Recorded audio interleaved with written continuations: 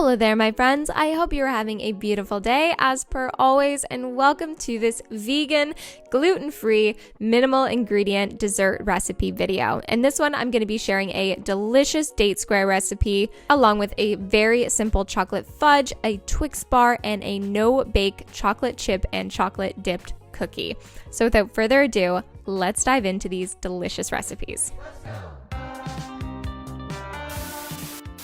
To kick off this video, we're going to be making these date squares, which are my favorite, by the way, and they can be acceptable as a dessert and for breakfast. I don't know about you, but those are my favorite types of recipes. So what we're going to start off by doing is soak 1 cup of pitted dates in some hot water, and we're going to allow that to soak for about 15 minutes. The longer the better, however. And then we're going to roll over to making our topping and our base for these date squares by adding 1.5 cups of rolled oats, half a cup of walnuts, 3 tablespoons worth of maple syrup. We can also do agave, date syrup, honey if you aren't vegan, and or just sugar, and maybe add a little bit more of this cashew butter or coconut oil to just get a little bit more wetness into the mixture. Speaking of which, we're going to add 3 tablespoons worth of cashew butter and 2 tablespoons worth of coconut oil, and then a teaspoon worth of cinnamon and a 1/4 of a teaspoon worth of salt. We're going to give that a really good mix to make sure everything is really well combined and equally distributed. And then we're going to line a baking dish with some parchment paper. You can also just oil a baking dish, that is totally okay. And we're going to add 3/4 of that mixture into the base of that dish. We're going to pop that in the oven for 20 minutes at 350 degrees. After our dates have soaked long enough, we're going to strain them, throw them into our blender along with 1/4 of a cup of cashew butter. You can sub this for almond butter, peanut butter, tahini even, whatever nut butter that you think would work for you, and or if you are allergic to certain ones, definitely avoid that. We also added 1 tablespoon worth of maple syrup, 1/4 teaspoon worth of salt, and 1 teaspoon worth of vanilla extract. We then added that on top of our granola layer and then spread it all out until it's in a nice and even layer. We're going to top it with the rest of our granola mixture and then throw it back in the oven for about 15 more minutes. Once they are done in the oven, we're going to allow them to completely cool for at least an hour and then cut them up into nice little squares. I used a 9x6 pan for this recipe, just so you guys know, and then cut them into 12 little even squares. But feel free to make the squares larger and or smaller if you desire. I personally wouldn't go any smaller because I thought that these little squares were the perfect size to munch on and give me energy, especially when I had it for breakfast a couple times. But moving on to our chocolate fudge, which is the easiest recipe to make out of all of these, and I highly recommend it.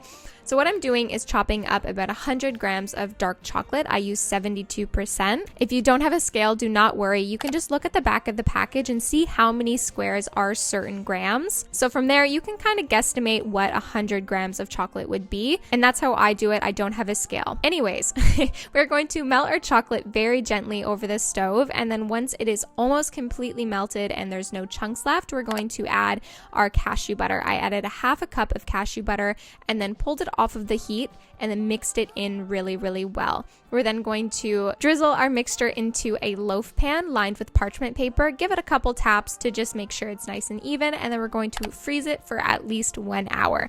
From there, I added a little bit of pink Himalayan salt because sweet, salty, that is just the best thing for me. So I did that and then chopped them up into nice little bite-sized squares. Again, you can make the squares as big or as little as you absolutely desire. Honestly, pick up the whole thing and have a bite. I will not judge you. You can store these at room temperature. That's actually what I recommend you doing because they stay super fudgy and delicious. Moving on to our date Twix bar, which is something that will definitely fill that candy bar, chocolate bar craving I all know we have. So what we're going to do is start off by adding 1.5 cups of oat flour to our bowl along with 3 tablespoons worth of coconut oil, a couple tablespoons worth of maple syrup, 1 teaspoon worth of vanilla extract, and 1/4 teaspoon worth of salt. And we're going to give that a really good mix to make sure it's really well combined. You can sub your maple syrup for agave or date syrup or sugar and add a little bit more coconut oil. Like I said already, that is totally okay. And then we're going to line a loaf pan with some coconut oil. You can definitely use parchment paper instead, but I was making a zero waste kitchen video,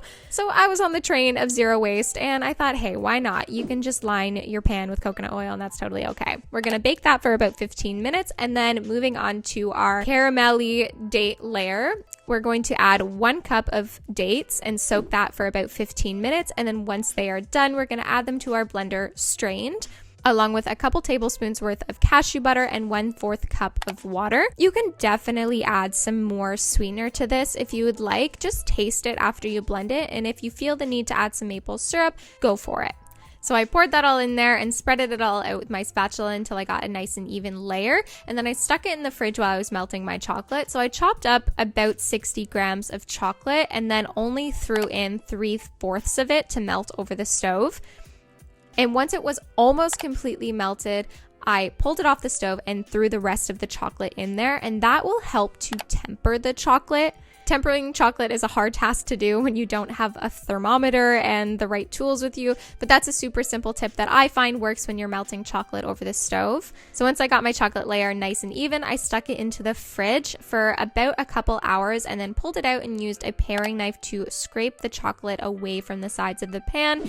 Again, if you use parchment paper, this will be definitely a lot easier. However, it completely worked and it popped out just fine. But I found it was not very easy to cut. So what I did was throw it into the freezer for an hour and then I chopped it on a cutting board. So instead of putting it in the fridge in the first place, you can just stick it in the freezer right away and let it sit there for 1 to 2 hours and then chop it up on a cutting board. You can make the pieces as thin or as thick as you like. I like a nice thick Twix bar, so I cut them fairly thick.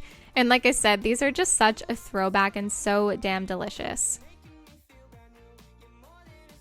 Moving on to our chocolate chip and dipped cookies. These are a no-bake cookie recipe, so easy and so quick to throw together. So I'm adding 1 1/4 cups of oat flour to our bowl, along with 3 tablespoons worth of melted coconut oil, a 1/4 cup worth of maple syrup, 1 teaspoon of vanilla extract, and 1/4 teaspoon of salt, and then gave it a really good mix. And after that, we're going to add some chocolate chips. I would recommend getting the mini ones. I used regular sized ones, but mini ones would be so damn delicious in these cookies. I then rolled it into nice sized balls, just over a tablespoon worth, a heaping tablespoon worth of the batter for each little cookie. I then stuck it in the freezer for about 20 to 30 minutes, melted some chocolate in the meantime, and then dipped the tops of my cookies in this beautiful chocolate. I did the same technique that I just told you about, which was melting 3/4 of the chocolate that I chopped up and then adding the rest of the chocolate to the melted chocolate to cool it down and temper it in some sort of sense.